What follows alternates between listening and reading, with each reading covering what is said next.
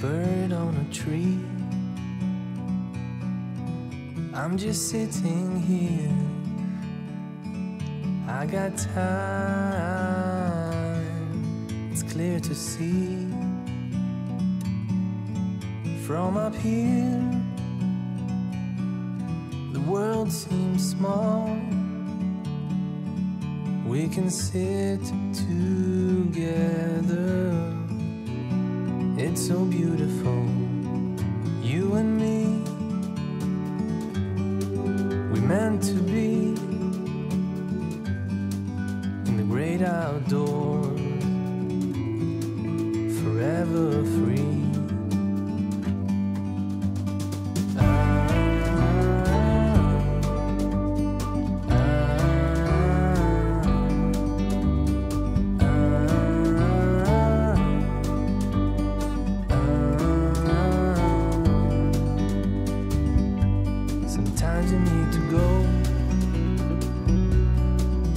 Take a step back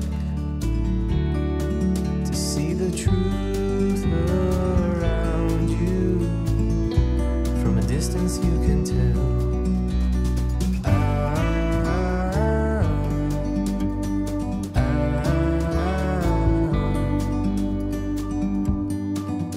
You and me were meant to be outdoors, forever free. You and me, meant to be in the great outdoors,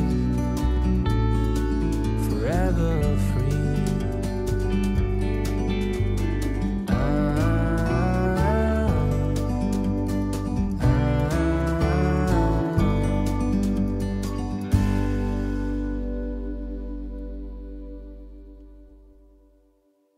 안녕하십니까. 2023년 5월 7일 홍주의 길 해설 이현조입니다.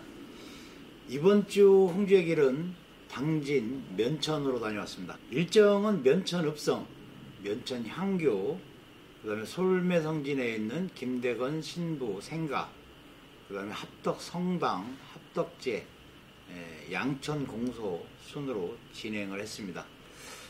하지만 오늘 해설에서는 김대건 신부 생가, 합덕 성당, 양천 공소 등은 문화재로 지정은 되어 있지만 종교 시설로서 여러 이견이 있을 수 있으므로 생략하고 면천 읍성, 면천 향교, 합덕제를 중심으로 해설하겠습니다.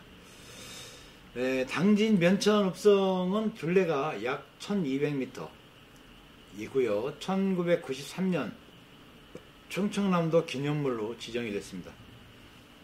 벽면은 네모꼴에 가까운 타원형을 이루고 있습니다. 조선 초기 해안지역 읍성의 전형적인 모습을 보여주고 있으며 남문, 동문, 서문이 있습니다. 남문은 옹성을 동반하고 있으며 문루가 남문과 서문에 있었습니다. 성벽에는 7개의 치성이 흔적이 남아 있습니다. 고려 후기부터 조선 세종대까지는 읍성의 서북쪽에 있는 잣골의 몽산성에 군창을 두고 있었으나 세종 때 마련된 종합적인 외구 대책으로서 읍성 축조 계획에 따라 계획적으로 축조된 것입니다. 현재 성 안에는 군자지라는 연못이 있고요. 성의 북쪽 산기슭에서 흐르는 작은 개울이 북벽을 통과합니다. 성벽은 남벽과 서벽이 잘 남아있고 성벽의 아래쪽은 커다란 돌을 사용하고 위로는 차츰 작은 활석을 사용하여 축조한 조선시대 읍성 축조기법의 전형적인 형식을 보여주고 있습니다.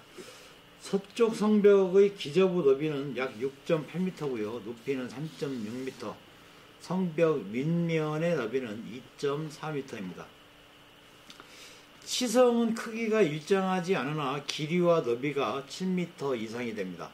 남문은 반달골의 편옹성 형식이며 문구부의 너비가 8.8m인데 문구부의 서쪽에서 1.1m를 나가 길이가 15.7m, 너비가 3.5m, 높이가 3.1m의 옹성이 남아 있습니다.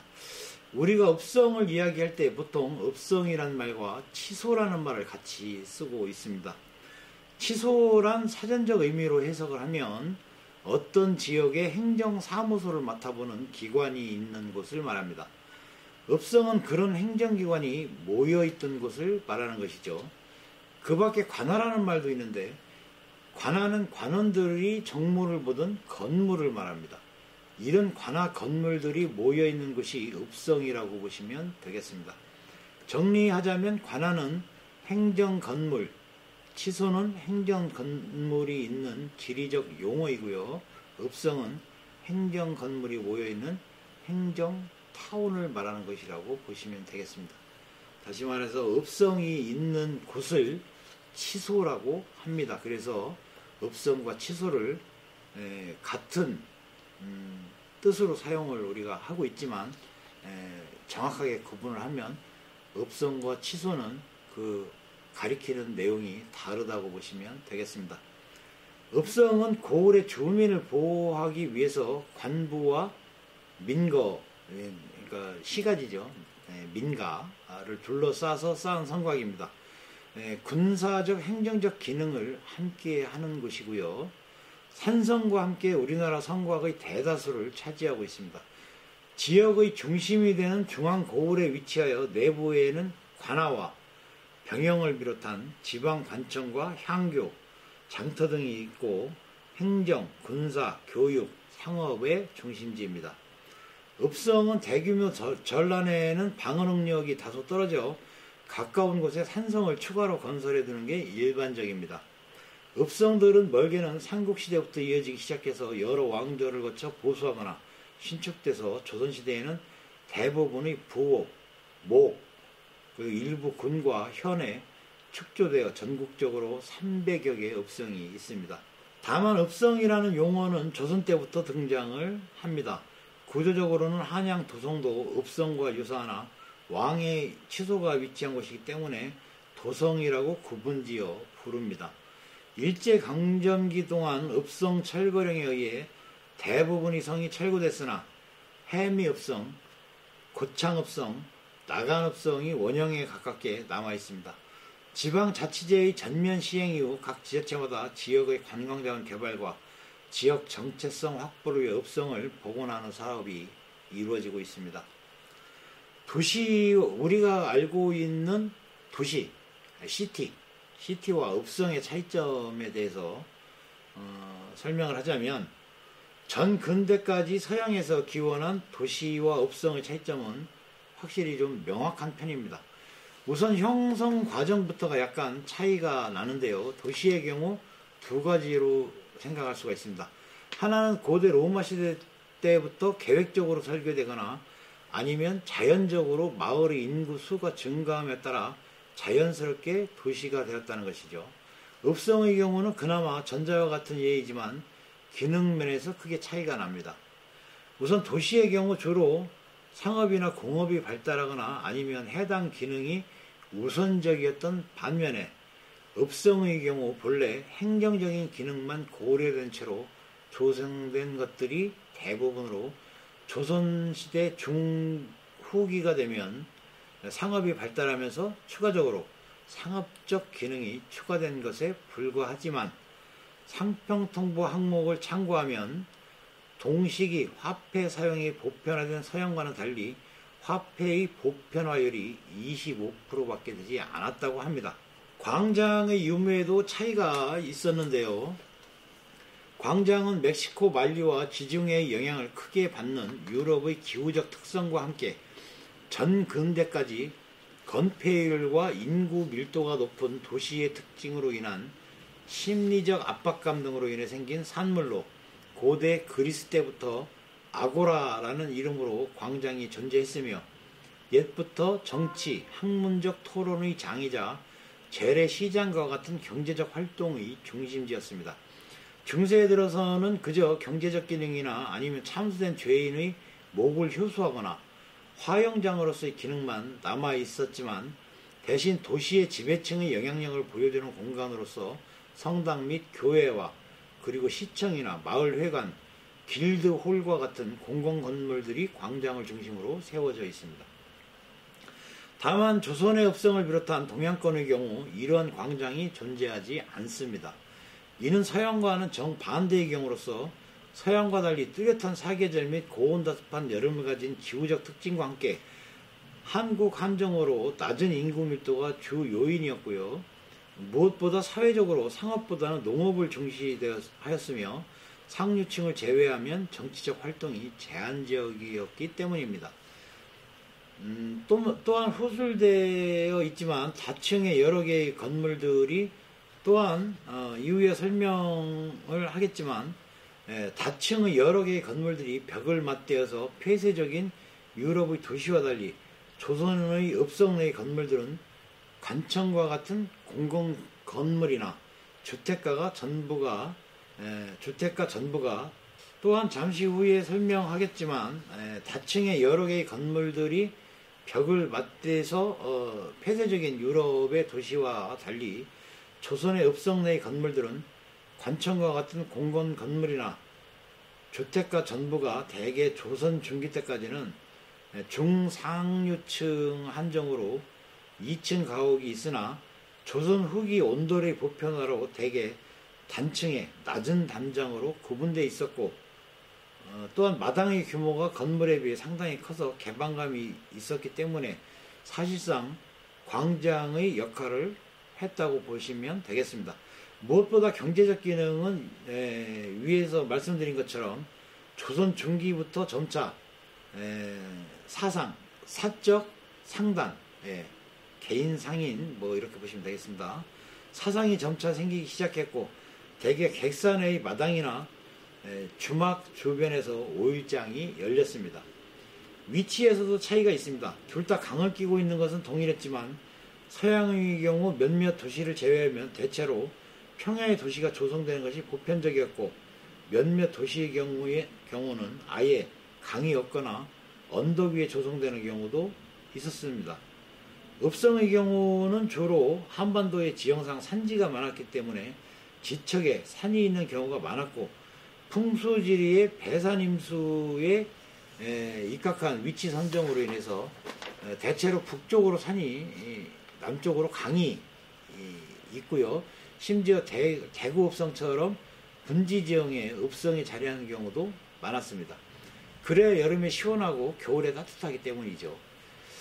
반면 유럽의 경우는 국가 지형별로 도시의 위치가 제각각이었는데요. 우선 유럽은 앞서 말씀드렸듯이 기후적으로 난류의 영향을 받는 위치가 있었기 때문에 계절에 따른 불편함을 느끼는 일이 거의 없었죠.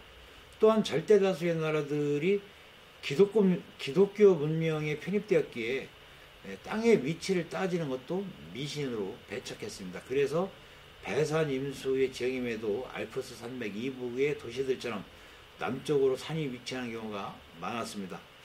또 심지어 로마와 부다페스트처럼 언덕 위의 도시가 조성되는 경우도 있었죠.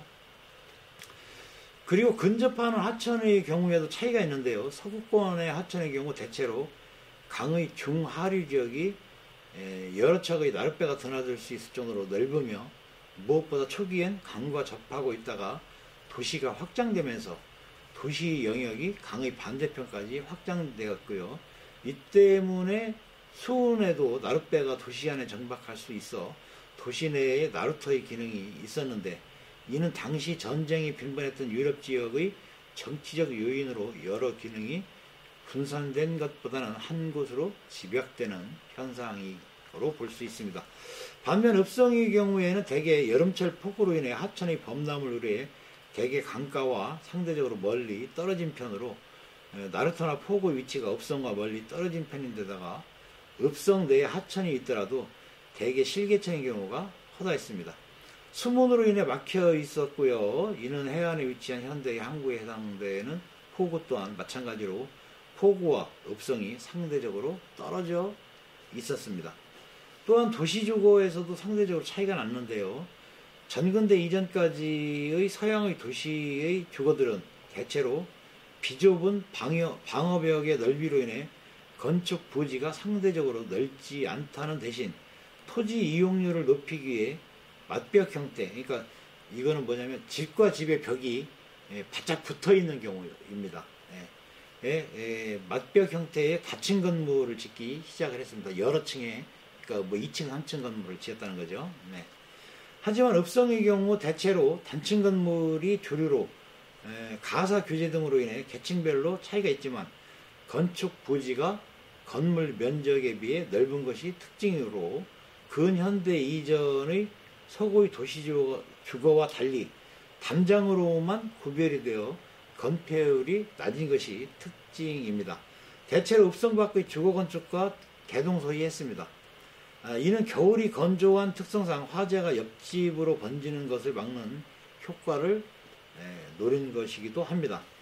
그나마 그 조선 중기까지 2층 건물이 있었지만 대개 가난한 평민들은 단층 가옥이 보통이었고 무엇보다 보통 무더운 여름철에만 2층에 거했으며 가사 규제령 등으로 인해 시대가 흐르면서 2층의 높이가 낮아지기 시작해 나중에 일종의 수납 공간인 다락으로만 남게 되었습니다. 경신대기근을 동반한 소빙하기의 영향으로 인해 온돌이 전 계층으로 보편화됨에 따라 조선 후기의 가옥들은 거의 단층으로 전환이 됩니다. 무엇보다 17세기 이후부터 도성인 한성부를 제외한 사회적으로 최상위층이었던 사족 집단들이 동일한 가문 구성원들과 함께 읍성 밖에서 집성촌을 형성하게 되는데요. 향리직을 채습하는 지방의 중인층 이하의 계층들만 읍성에서 살았고요.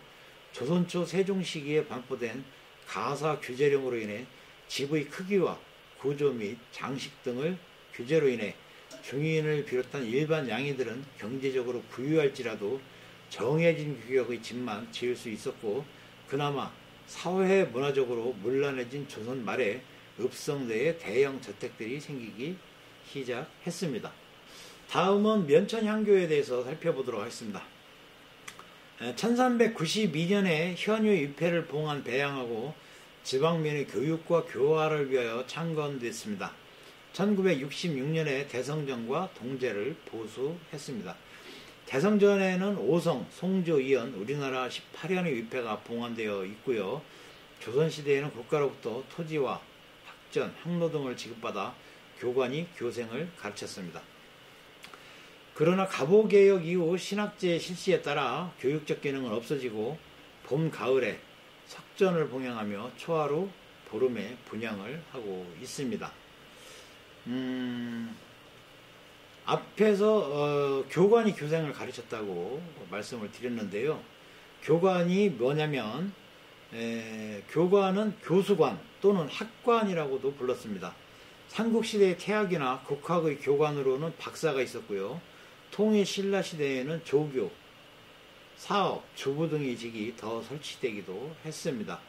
고려시대의 국자감에는 사업, 박사, 조교, 죄주, 승, 주부, 학정, 학록, 학유, 직학 등의 교관이 설치되어 있었고요. 지방의 향학에는 문사, 문학, 교수관이라는 이름의 교관이 파견되었습니다. 조선시대의 성균관에는 대사성은 정삼품입니다. 대사성 1인, 그 밑으로 종삼품인 사성 2명, 사예 정사품인 사예 3명, 정오품인 직강 4명, 정육품인 전적 13명, 정칠품인 박사 3명, 정팔품인 학정 3명, 정구품인 학록 3명, 종구품인 학유 3명 등의 교관이 있었고요. 사부학당에는 교수, 훈도 등을 설치했는데 성균관의 전적 이하 관원이 겸임하도록 하였습니다. 왕족의 교육을 위한 특수학교인 종학에는 도선 정사품이고요. 도선 1명, 정오품인 전훈 1명, 사회 2명 등의 교관이 설치되었는데 역시 성균관 전적 이상의 관원이 겸직을 했습니다. 그 밖에 유학, 산학, 천문, 지리학, 의학, 외국어 등의 교육을 위한 잡학은 각기 해당 관청에서 운영하고 있었는데요.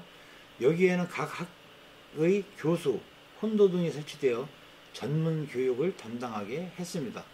조선시대의 지방학교였던 향교의 교관으로는 도부 이상은 교수, 그 이하에는 훈도가 파견이 됐습니다. 교수는 문과 출신, 훈도는 행원 진사로서 임명하는 것을 원칙으로 했으나 문관들이 교수직을 기피하였으므로 문과 복시에 여러 번 낙방한 사람이나 생원 진사로서 교수직에 임명하여 교도로 칭했습니다. 때로는 지방관으로 하여금 현지에서 교관을 채용하게 하기도 했는데요. 이를 학장이라고 합니다. 또 지방에서의 통역관 양성을 위해서 역학교수, 역학훈도를 두기도 했습니다. 조선 중기 이후에 향교교육이 유명무실화되면서 교수, 훈도의 파견도 폐지됐고요. 그 대신 교양관이라는 비정규적인 교관이 수시로 파견이 되었습니다. 조선 후기에는 내시부에서 내시교관, 종급품입니다. 2명, 사부학당에 종급품인 동문교관 4명, 비정규적인 건설직으로 설치됐는데요. 이들을 통칭 교관으로 부르는 경우가 많았습니다. 그러면 여기 앞서 설명드린 바에서 이제 여러 번 나오는 훈도는 뭐냐면 훈도. 본래 겸훈도관이라 칭하는 것을 1466년 훈도라고 개칭을 한 것입니다. 조선은 개국 후 고려의 학제에 의하여 개성에 5부 학당을 두었으나 실제 운영은 5부에서 교육하지 않았고요. 한양 천도 후에는 1411년 6월에 남부학당, 1422년 12월에 중부학당, 1435년 11월에 서부학당, 1438년 3월에 동부학당의 학사를 각각 마련했습니다. 그러나 북부학당은 설치하지 않았고요. 그리고 1466년에는 사부학당을 사학으로 개칭하여 조선 말기까지 존치했습니다. 학의 훈도는 1411년 성균관의 관원들이 겸임하도록 하였고요. 성균관 관원 중 육품 2명, 사학의 교수관으로 삼고 칠품위와 5명을 훈도로 겸임 발령하여 사학의 학생들을 가르치게 했습니다. 사부학당을 사학으로 개칭하고 훈도관을 훈도라 개칭했는데요. 지방향교에도 교수와 훈도를 두어 교육했고 경기도에 훈도 26명, 충청도 50명, 경상도 55명, 전라도 49명, 황해도 18명, 강원도 19명, 함경도 9명, 평안도 31명을 두었습니다. 그런데 훈도들이 연구 활동에 태만하자 1485년 감사와 수령들에게 훈도들이 소임에 충실하도록 감독하라고 명령을 합니다. 훈도는 어쨌든 이렇게 해서 향교에서 학생들을 가르치던 선생님이었다. 이렇게 생각을 하시면 되겠습니다. 다음은 합덕제에 대해서 설명드리겠습니다. 당진 합덕제는 당진시 합덕읍에 위치한 저수지입니다. 1989년 4월 20일 충청남도 기념물 70호로 지정이 됐습니다. 합덕방죽 또는 합덕연지로도 알려져 있는데요. 현재는 농경지로 사용하고 있으며 저수를 위해 쓰여진 제방만 원형대로 길게 남아있고 제방이 곡선으로 이루어진 것이 특징입니다. 본래 제방은 6개 마을에 관계하는 9개의 수문이 있었고요. 평지로부터 높이 7.8m, 전체 길이가 1771m에 이르는 굉장히 큰 방죽으로 저수 면적은 103헥타르, 그 외에 물을 이용했던 면적은 726헥타르에 이르렀다고 합니다. 합덕제의 뚝은 흙을 쌓아 만들었으나 후에 돌을 이용하여 보수한 부분도 보이고 개수할 때 그 기록을 적어둔 종수비가 5개가 남아 있고요. 당초 축조된 정확한 연대는 기록이 없습니다.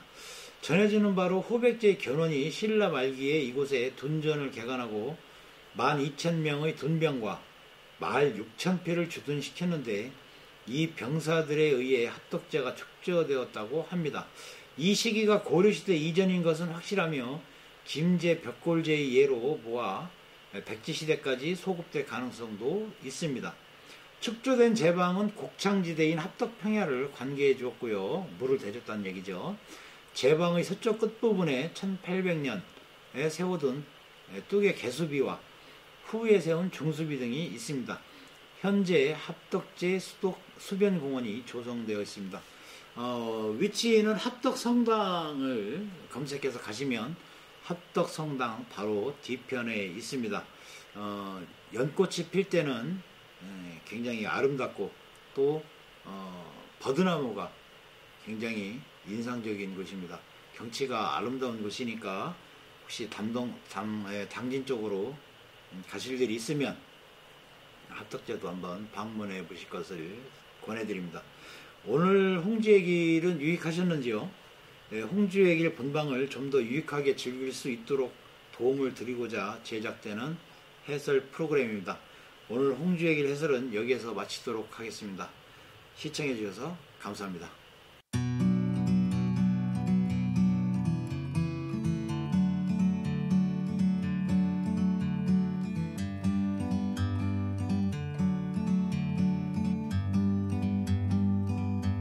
Like a bird on a tree, I'm just sitting here. I got time, it's clear to see. From up here, the world seems small. We can sit together. It's so beautiful, you and me. We meant to be in the great outdoors, forever free.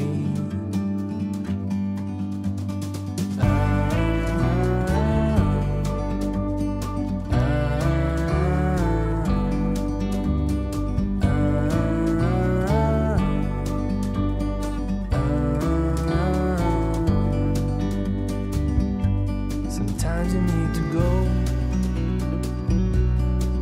and take a step back to see the truth around you. From a distance you can